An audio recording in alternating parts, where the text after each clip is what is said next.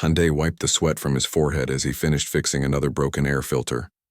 He had been working for 16 hours straight on Terra Station, and his body ached everywhere. The station manager kept giving him extra jobs because other workers had called in sick.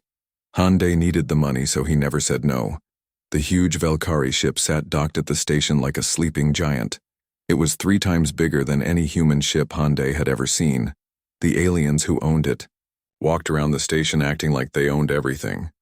They looked at humans like humans might look at insects. Hyundai had heard stories about how smart and advanced they were, but he was too tired to care about alien politics. All Hyundai wanted was a quiet place to sleep for an hour before his next shift. The worker break rooms were always too noisy and crowded. The Valkyrie ship was right there, and he knew a way to get inside through a maintenance tunnel. He had used it before when working on the station's connection systems. The tunnel was dark and cramped, but Hyundai crawled through it easily. He had done this kind of work his whole life. On the other side, he found himself in what looked like a storage room full of strange machines. The air was warm, and there was a soft humming sound that felt peaceful. Perfect for a quick nap. Hyundai found a spot between 2 large metal boxes and lay down on his work jacket. The floor was surprisingly comfortable, and the humming sound was like a lullaby. Within minutes, he was fast asleep. He woke up to someone poking his shoulder gently. Hyundai opened his eyes and saw a Valkyrie female looking down at him. She had the typical pale blue skin and large dark eyes of her species, but something about her seemed different. Most Valkyrie looked at humans with disgust or anger. This one just looked curious. "You are sleeping in our quantum processing chamber," she said in perfect English. Her voice was soft, not harsh like other Valkyrie he had met. Hyundai jumped to his feet, expecting to be arrested or thrown out an airlock. "I'm sorry. I was just so tired, and I needed a place to rest. I'll leave, right now." But the female didn't call for security. Instead, she tilted her head like she was studying him. "Why did you choose this room? There are many other spaces on this ship." "It was quiet and warm," Hyundai said honestly. "And these machines make a nice sound." The Valkyrie female looked surprised. "You find the quantum resonance frequency pleasant?" "Most species find it disturbing." Hyundai shrugged. "Sounds like the engine room back home. I grew up around machines." She introduced herself as Nara and said she was a technician on the ship. She wore simple work clothes like Hyundai, not the fancy robes he usually saw Valkyrie wearing. But something about the way she stood and spoke made her seem important. "What is your name, human?" she asked. "Hyundai. I fix things on the station." Nara nodded slowly. "Hyundai who fixes things. I have been watching humans work since we arrived. You are different from what I expected." "Different how?" "You make broken things work with very simple tools. Our engineers use the most advanced equipment in the galaxy, but sometimes you solve problems faster than they do." Hyundai laughed. "We have to. We can't afford fancy tools, so we learn to be creative." Nara walked over to one of the large machines. "Speaking of problems, this quantum processor has been giving us trouble for months. Our best engineers cannot find the issue. The efficiency keeps dropping, but all diagnostics show normal function." Hyundai looked at the machine. It was covered in lights and displays that meant nothing to him, but he could hear something wrong in the humming sound. "Can I take a look?" Nara seemed shocked. "You want to examine Valkyrie technology? But you are just a human maintenance worker." "Machines are machines," Hyundai said. "Mind if I listen to it?" She gestured for him to go ahead. Hyundai put his ear against different parts of the machine, listening carefully. After a few minutes, he found what he was looking for. "There," he said, pointing to a section near the base. "Something is vibrating wrong in there." Nara pulled up a diagnostic screen. "The resonance dampeners are functioning perfectly according to our sensors. Your sensors might be right about the parts, but the whole thing is shaking just a little bit. See?" Hyundai put his hand on the machine. "Feel that tiny vibration? It's like when you have one loose bolt in an engine. Everything looks fine, but the whole thing runs rough." Nara put her hand where Hyundai showed her. Her eyes went wide. "I feel it, but our instruments show no vibration at all. Sometimes instruments can't feel what hands can feel," Hyundai said. If you can open this panel here, I bet we'll find something simple. Nara used her access codes to open the panel. Inside, they found a small mounting bracket that had worked loose over time. It was such a tiny problem that the advanced Velkari sensors had ignored it, but it was making the entire massive machine work poorly. This is impossible, Nara whispered. Our greatest engineers missed something so simple. Hyundai tightened the bracket with a basic tool from his belt. The vibration stopped immediately, and the machine's humming became smoother and quieter. Sometimes the simple problems are the hardest to see when you're looking for complicated answers. Nara stared at the displays as the machine's efficiency numbers started climbing back to normal levels. You fixed in 5 minutes what our team couldn't solve in months. I just listened, Hyundai said. Machines talk to you if you know how to hear them. For the first time, Nara smiled at him. It was a real smile, not the fake politeness most Velkari showed humans. Hyundai who fixes things and listens to machines. You are very different from what I was taught about your species. What were you taught? That humans are primitive and can only do simple labor. That your minds are too limited for real problem solving. Hyundai laughed again. Well, I did just sleep in your most advanced computer room and fix your most complicated machine with a wrench. Maybe whoever taught you that was wrong. Nara looked thoughtful. Maybe they were. Hyundai, would you be willing to help us with other problems? I mean, if you have time between your station duties. Hyundai was surprised. No Velkari had ever asked for his help before. You really want a human to work on your ship? I want someone who can hear what our instruments cannot detect. Will you come back tomorrow? Hyundai nodded. Sure, but I should probably use the front door next time. As he headed back to the maintenance tunnel, Hyundai felt something had changed. For the first time in his life, an alien had treated him like his brain was worth something. It felt good. Behind him, Nara watched him go with a very troubled expression on her face. Everything she had believed about humans was starting to crack like ice in the sun. Hyundai came back the next day and the day after that. Each time, Nara had new problems for him to solve. She always met him at the same maintenance entrance, and they always worked alone. Hyundai thought it was strange that a simple technician could get access to so many different parts of the ship, but he didn't ask questions. The problems were always different. Sometimes it was a power distribution issue that made lights flicker. Other times it was a water recycling system that made strange noises. The Velkari had tried to fix each problem with complicated solutions that didn't work. Hyundai would listen, touch, and look at things differently. His simple fixes worked every time. Your people think too hard, Hyundai told Nara as he adjusted a valve that stopped a water leak. Sometimes the answer is right in front of you, but you're looking for something fancy. Our education teaches us to find complex solutions, Nara said. Simple answers are considered primitive. Nothing wrong with primitive if it works. Hyundai noticed other strange things about Nara.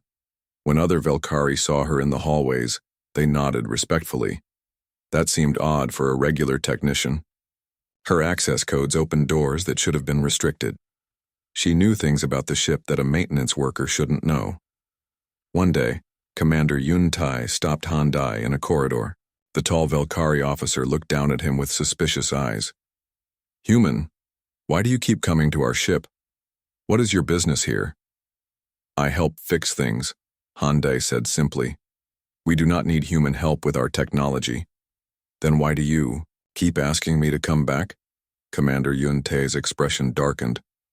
I am not asking you anything. Who authorized your presence here? Before Hyundai could answer, Nara appeared beside them. Commander, this human is here on my authority. He assists with maintenance issues. The commander looked confused. A technician does not have authority to invite aliens aboard. My clearance level allows it, Nara said calmly. Hyundai watched the exchange carefully. Something was definitely not normal about Nara's position on this ship. After the commander left, Hyundai confronted her. What's your real job here? Technicians don't have clearance levels that high. Nara avoided his eyes. I have some administrative duties as well.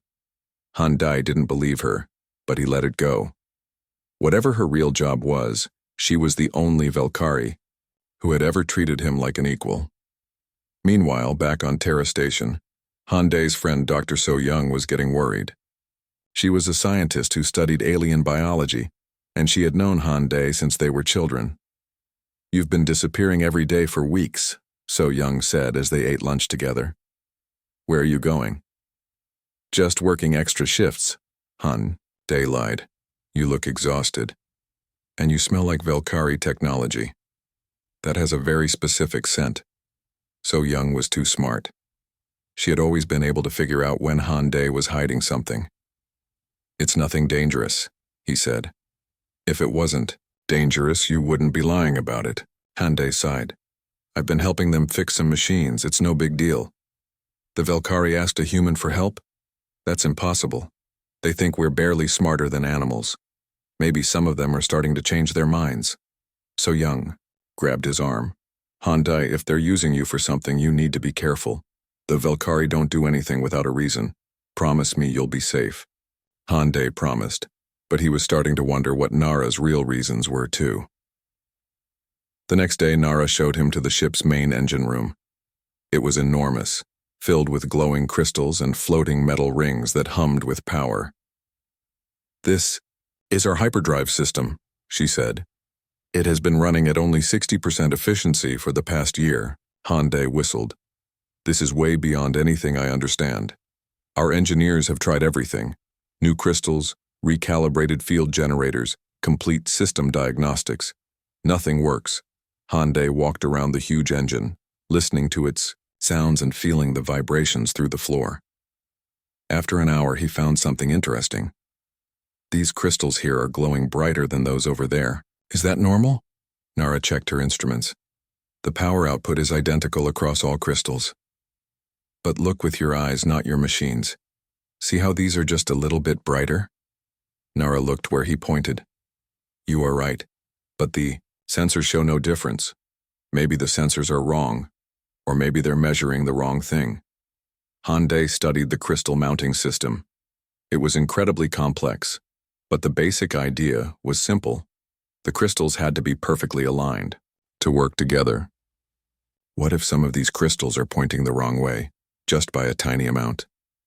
The alignment is controlled by our most precise instruments. They cannot be wrong. Can we check anyway? Nara ran a different type of scan, one that measured physical position instead of power output. Her face went pale. 12 crystals are misaligned by less than 1 degree. That should not affect anything. What if it does? What if all those tiny mistakes add up to one big problem? They spent the rest of the day realigning the crystals by hand, instead of trusting the automatic systems. It was slow, careful work. When they finished, the engine's efficiency jumped to 95%. Nara sat down heavily on a toolbox. "This is the third time you have solved a problem our best people could not fix. How is this possible?" "I don't know," Han Dai said honestly. "I just look at things differently, I guess. Our engineers have decades of training and access to the most advanced tools in the galaxy. Maybe that's the problem. Maybe all that training teaches you to ignore simple answers." Nara was quiet for a long time. "Han Dai, what do you know about Velkari society?" "Not much. You're advanced, powerful, and you think other species are primitive. What if I told you that our government is planning to classify humanity as a servitor species?" Han Dai frowned. "What does that mean?" "It means your people would be considered intelligent enough for manual labor but not for independent thinking. Humans would become workers for other species." The words hit Han Dai like a punch to the stomach. "You're talking about slavery." "Not exactly slavery. More like permanent employment. With no choice." Han Dai stared at her. "And you're telling me this why?" "Because after working with you, I do not think that classification is correct. Your mind works in ways that might be superior to ours in some areas." "Might be? I've fixed every problem you've brought me." Nara nodded slowly. "Yes, you have, and that terrifies me. Because it means everything I was taught about species hierarchy could be wrong. Hyundai realized he was in much bigger trouble than he had thought. He wasn't just fixing machines. He was accidentally proving that humans were smarter than the Velkari wanted to admit, and if the wrong people found out about that, it could be very bad for everyone. Hyundai couldn't sleep that night. The idea that his entire species might become slaves because they were considered too stupid to be free kept spinning in his head. He had to know more about what Nara was really planning. The next day, he watched her more carefully. Every Velkari they passed in the corridors did something subtle when they saw her. They stepped aside slightly, or bowed their heads just a little, or waited for her to speak first. These weren't the actions of people meeting a simple technician. When Nara used her access codes, Hyundai noticed they opened doors marked with symbols he had seen on the ship's command center. Those areas were restricted to high-ranking officers only. During lunch, Hyundai asked casual questions. "How long have you been working on this ship?" "Most of my life," Nara answered. "Must be a good job to keep you here so long." "Good pay? I do not work for pay." That was a strange answer. "Then why do you work here?" "It is my responsibility." Hyundai was getting more suspicious. "Responsibility to who?" "To my people." Before he could ask more questions, alarms started, ringing throughout the ship. Emergency lights flashed red and Velkari crew members ran past them in the corridor. "What's happening?" Hyundai asked. Nara checked a wall display. "Reactor coolant leak in Section 7, a serious one." They hurried to the reactor area where dozens of Velkari engineers were working frantically. Commander Yun Tai was shouting orders, but nothing seemed to be working. "The leak is getting worse," one engineer reported. "If we cannot stop it in the next hour, we will have to shut down the entire reactor." "That would leave us dead in space," the commander said. "Keep trying." Hyundai studied the situation. The Velkari were using complex tools and advanced techniques, but the coolant was still pouring out of a crack in a massive pipe. "What if we just plugged the hole?" he suggested. Everyone turned to stare at him. "This is not your concern, human," Commander Yuntai said coldly. "Actually it is," Nara spoke up. "If your reactor explodes, it will take Terra Station with it. My friend lives there." The commander looked shocked. "Your friend?" "Hyundai has been helping us solve technical problems. He might be able to help with this one too. A human cannot understand our reactor systems." Hyundai ignored the commander and looked at the pipe. The crack was in a curved section where the pipe bent around other equipment. All the Velkari solutions involved shutting down systems and replacing parts, which would take hours they didn't have. "What if we don't replace anything?" Hyundai said. "What if we just wrap something tight around the crack?" "We cannot access that section properly," an engineer said. "There is no room to work." Hyundai studied the tight space. He was smaller than the Velkari, and he had spent years crawling through cramped maintenance areas. "I can fit in there." "Absolutely not," Commander Yuntai said. "I will not allow a human near our reactor core." "Commander," Nara said quietly, but her voice carried strange authority. "Let him try." Something in her tone made the commander step back. Hyundai noticed that all the other Velkari suddenly looked very respectful, almost fearful. Hyundai squeezed into the tight space around the damaged pipe. The crack was bigger than it looked from outside, but it was still something he could work with. "I need something flexible and strong that can wrap around this pipe." The Velkari engineers offered him various high-tech materials, but Hyundai shook his head. "Too rigid. I need something that can bend and squeeze into all the gaps." He looked around and spotted some maintenance cable that was used for temporary repairs. It wasn't fancy, but it was flexible and strong. Working carefully in the cramped space, he wrapped the cable around and around the crack, pulling it as tight as possible. "This is not going to work," one engineer muttered. "That is just basic cable." But the leak slowed down, then stopped completely. The alarms went silent. Commander Yuntai stared at the displays in disbelief. "Pressure is holding steady. The leak has been sealed." "For how long?" Nara asked. "This should hold until we can do proper repairs at our next port," Hyundai said, crawling out of the tight space. "It's not pretty, but it works." The Velkari engineers looked embarrassed. Their advanced solutions had failed, but a human with basic cable had saved their ship. After the emergency was over, Commander Yuntai pulled Nara aside. Hyundai couldn't hear what they were saying, but the commander looked angry and Nara looked calm but firm. Later, as they walked back through the ship, Hyundai decided to ask direct questions. Nara, who are you really? What do you mean? Everyone. On this ship treats you with respect that goes way beyond what a technician should get. Your access codes open restricted areas, and when you told the commander to let me help, he obeyed you immediately. Nara stopped walking. You are very observant. I'm not stupid. So who are you? Nara was quiet for a long moment. Then she said, I am someone who came here to judge your species, to decide what role humans should play in the galactic community. And what have you decided? That everything I was taught about humans was wrong. Before Hyundai could ask more questions, his wrist communicator buzzed. It was his younger brother Kang Wu, who worked security on Terra Station. Hyundai, where are you? I've been tracking your movements and you keep disappearing into areas with no surveillance. What's going on? It's complicated, Hyundai said. Are you in trouble? Do you need help? Hyundai looked at Nara, who was watching him with worried eyes. I might be, but not the kind of trouble you can help with. I'm coming to find you. No, don't. But Kang Wu had already cut the connection. Your brother works security? Nara asked. Yeah, and he's very good at his job. He's probably going to figure out I've been coming here. That could be a problem. Why? What aren't you telling me? Nara took a deep breath. My real name is Empress Nara of the Velkari Empire. I came here in disguise to personally evaluate humanity before we make our final decision about your species' future. Hyundai felt like the floor had disappeared under his feet. You're the Empress, the ruler of your entire species? Yes. And you've been pretending to be a technician? I needed to see humans as they really are, not as they act when they know they're being judged by alien royalty. Hyundai sat down heavily on a nearby crate. So when you said your government was planning to make humans into servants, I am the government. The decision is mine to make. And what have you decided?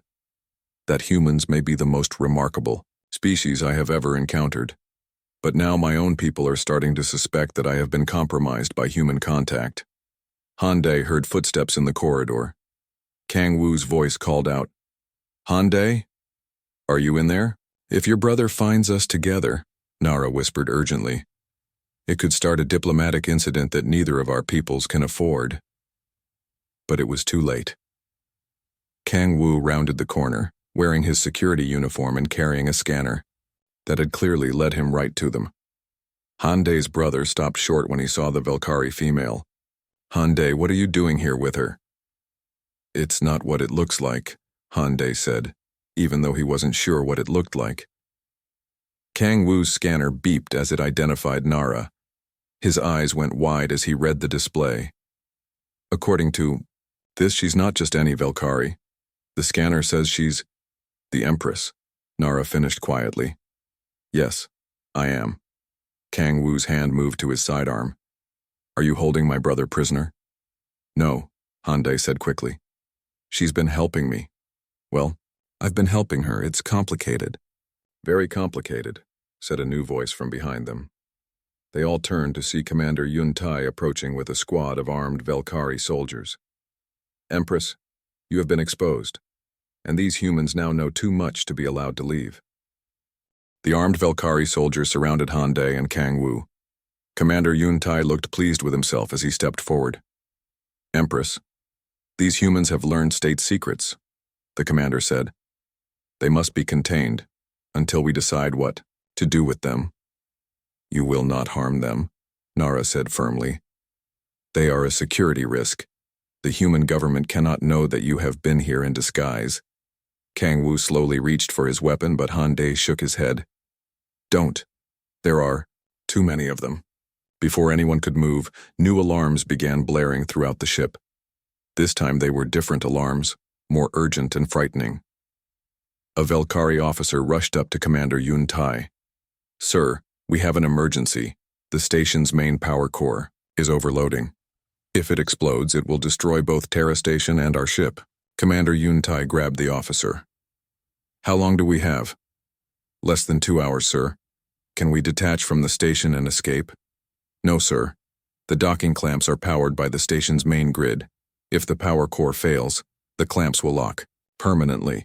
We will be trapped. Hyundai felt ice in his stomach. Terra Station housed over 50,000 people, including Dr. So Young and everyone else he cared about. More Velkari officers arrived with reports. Our best engineers are working with the station's technicians, but no one can find the cause of the overload. What about our ship's engineers? Commander Yuntai asked. They are trying, sir, but human technology is very different from ours. Our solutions are not compatible with their systems. Nara looked at Hyundai. You understand both human and Velkari technology now. Could you help? I can try, but I'd need to get to the station's power core. Absolutely not, Commander Yuntai said. We cannot trust a human with this. Sir, the officer interrupted. There's something else. A Velkari fleet has arrived. Elder Mihai is requesting immediate transport to our ship. Nara's face went pale. Elder Mihai is here? Yes, Empress. She says she has come to collect your report on the human species. Hyundai saw real fear in Nara's eyes for the first time. Who is Elder Mihai? She is the head of the species classification council, Nara whispered. She expected me to confirm that humans should be classified as servants. Instead, she is going to find that I have been working closely with humans and that our ship depends on them for survival. A new group of Velkari entered the area, led by an elderly female with silver skin and cold, intelligent eyes. She wore elaborate robes that marked her as high nobility. Empress Nara, Elder Mihai said with a voice like winter wind. I trust your evaluation of the human species has been thorough. Very thorough, Nara replied carefully. Elder Mihai looked around and noticed Hyundai and Kang Wu. Why are there humans aboard your ship, and why are they not restrained? They have been helping with technical issues. Helping? Elder Mihai's voice rose dangerously. You allowed primitive humans to work on Imperial technology. They solved problems our engineers could not. Impossible. You have clearly been compromised by prolonged contact with an inferior species. The ship's alarms grew louder. Another officer approached with an update. Elder Mihai, the station's power core will explode in 90 minutes. Our fleet is also at risk. Elder Mihai studied the situation with calculating eyes. Very well. This provides us with a perfect test case. Empress, you claim humans have value beyond manual labor. Prove it. What do you mean? Let your human friends save the station. If they succeed, perhaps there is merit to your claims. If they fail, it will confirm that humans are only good for simple tasks. Commander Yuntai objected. Elder, we should evacuate immediately. We cannot risk the fleet on human competence. The docking clamps cannot be released, Elder Mihai pointed out. We are already risking everything. At least this way we will learn something useful. Nara turned to Hyundai. Will you try? Hyundai looked at his brother, who nodded. We have to, Kang Wu said. Everyone we care about is on that station.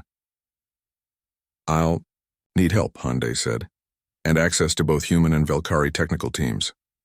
Granted, Elder Mihai said, but understand, human, if you fail, your species will be classified as servitor forever. Your entire civilization depends on what you do in the next hour. Hyundai felt the weight of 50,000 lives and the future of humanity pressing down on him. But he also felt something else. Confidence. He had been solving impossible problems his whole life. They rushed to Terra Station's main power facility. The core was a massive fusion reactor that provided energy for the entire station. Human technicians were running around frantically, trying everything they could think of. Dr. So Young was there too, working with the engineering teams. She saw Hyundai and ran over to him. Thank God you're here, nothing we try is working. What's the problem? The reactor is producing too much energy, but we can't figure out why. All systems show normal, but the output keeps climbing. Hyundai looked at the reactor display screens. The numbers were climbing steadily toward the explosion point.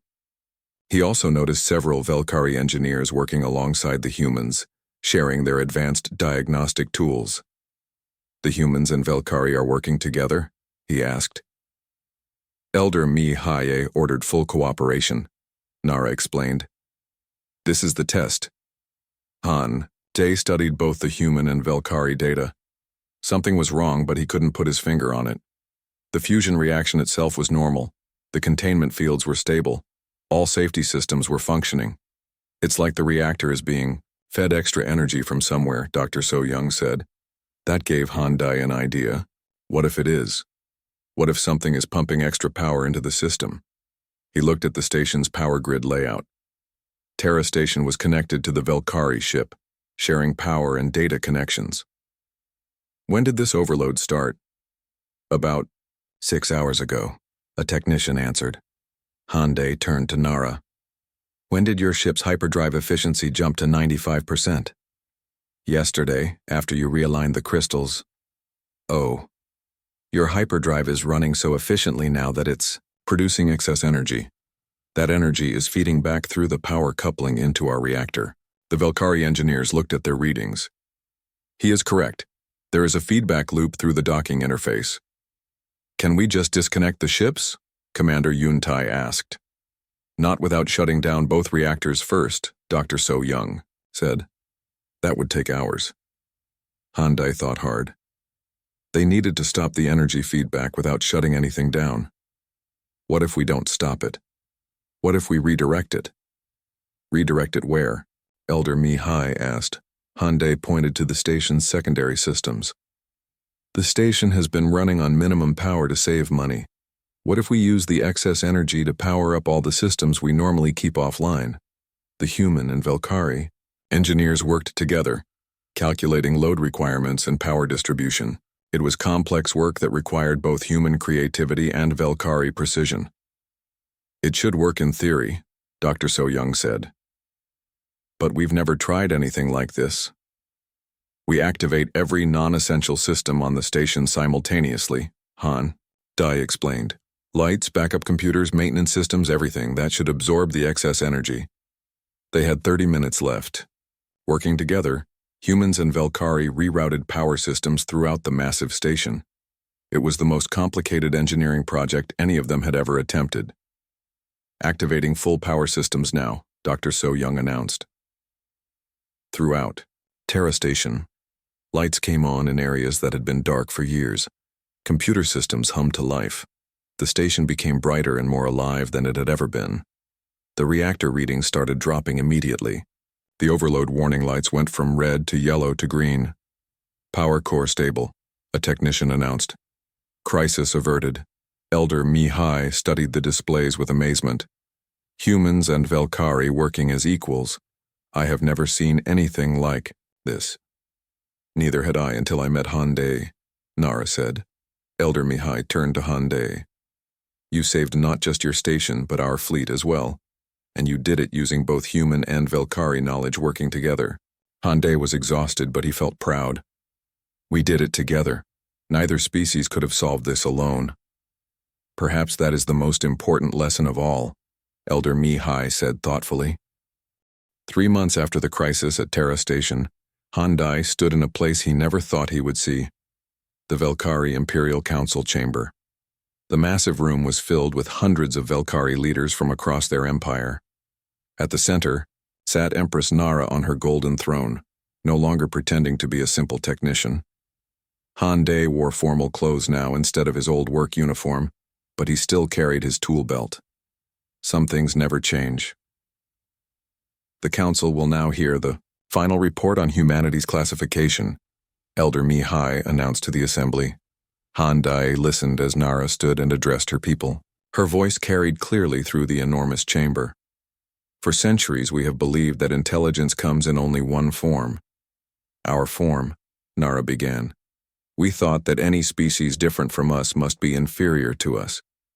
The humans have proven us wrong. Murmurs rippled through the crowd of assembled Velkari nobles and officials. Humans do not think like us, Nara continued. They do not solve problems like us, but they solve problems we cannot solve. They see solutions we cannot see. They work together in ways we have never learned. Elder Mihai stood up. 3 months ago I would have called such words impossible, but I witnessed human and Velkari engineers working as equals to save both Terra Station and our fleet. I saw problems solved through cooperation that neither species could handle alone. Commander Yuntai, who had once been so suspicious of humans, also stood to speak. I have spent the last months working with human security forces. Their methods are different from ours, but they are effective. They have taught us new ways to protect our ships and stations. The discussion went on for hours. Some Velkari still argued that humans were too primitive for true partnership. But more and more, voices spoke in favor of what Nara was proposing. Finally, the vote was called. When it was over, humanity had been granted something no other species had ever received: full cognitive partnership status with the Velkari Empire. After the ceremony, Handai walked with Nara through the beautiful gardens of the Imperial Palace. It was strange to think that the alien Empress had once pretended to be his friend. Now she actually was his friend. So what happens now? Handai asked. Now the real work begins, Nara said. We are setting up joint research stations throughout both human and Velkari space. Humans and Velkari will work together on problems that neither species can solve alone. And my job? You are now the first human Velkari cultural liaison. You will help both species understand each other. Handai laughed. A few months ago I was sleeping in your storage room. Now I'm a diplomat. You were always a diplomat. You just didn't know it. They reached a balcony that looked out over the Imperial city. In the distance, Handai could see human and Velkari ships docked side by side at the orbital platforms. There's something I need to tell you, Nara said.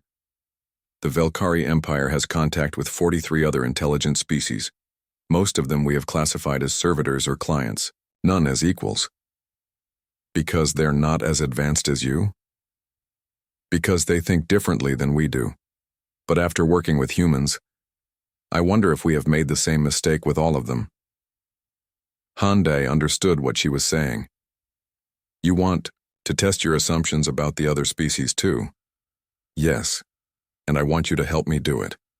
The idea was exciting and terrifying at the same time. Handai would be traveling to alien worlds, meeting species that no human had ever encountered, helping to reshape how the most powerful empire in the galaxy viewed intelligence itself. My brother is going to be so jealous, Handai said. Actually, Kangwu was doing pretty well himself. He had been promoted to head of joint security for Terra Station and was training both human and Velkari officers in combined defense tactics. Dr. So Young was leading the first joint human-Velkari science expedition, studying how different species could work together on research projects. Even Commander Yuntai had found new purpose. He was now in charge of integrating human problem-solving methods into Velkari military engineering. There is one more thing, Nara said. The Council has agreed to share our hyperdrive technology with humanity. Within 10 years, human ships will be able to travel anywhere in the galaxy. Handai felt dizzy thinking about it. Just because I fixed a few machines? Because you showed us that intelligence is not about having the most advanced tools or the most complex education. Intelligence is about solving problems, understanding systems, and working together with others. That evening, Handai sent a message back to Terra Station. He wanted to tell his old friends what was happening, but he also wanted to make sure they understood something important. The Velkari didn't choose to work with us because we became like them, he recorded. They chose to work with us because we stayed ourselves. We think differently, and that difference makes both species stronger. He thought about all the other species in the galaxy that might be waiting for their chance to prove their worth. How many civilizations had been dismissed as primitive simply because they approached problems differently? The next morning, Handai reported to his new job. His office was in the Imperial Palace, but he had insisted on one modification: a small workshop where he could still fix things with his hands. Some of his best thinking happened when he was working with simple tools on practical problems. His first assignment was to review the classification files for a species called the Jorani. According to Velkari records, they were technologically primitive because they used biological systems instead of mechanical ones. But Handai had learned to be suspicious of any evaluation that used the word primitive. As he studied the Jurani files, Handai smiled. Their biological technology was incredibly sophisticated, just different from anything the Velkari understood. He was already getting ideas about how to approach them. 3 hours later, Nara found him in his workshop, sketching out plans for a biomechanical hybrid system that could combine Jurani organic engineering with Velkari energy technology. "You're going to revolutionize how we think about technology itself, aren't you?" she asked. "We all are," Handai corrected. "Humans, Velkari, Jurani, and whoever else wants to join the team." Nara sat down beside him at the workbench. Even though she was the ruler of a galactic empire, she still enjoyed watching him work with simple tools to solve complex problems. "Do you ever miss your old life?" she asked. "When things were simpler?" Handai considered the question. His old life had been easier in some ways. Just fix what's broken, collect your pay, go home. But it had also been limited. He had never imagined that his skills could change entire civilizations. "Sometimes," he said honestly. "But I like this better. Back then I was just fixing machines, now I feel like I'm helping to fix the galaxy."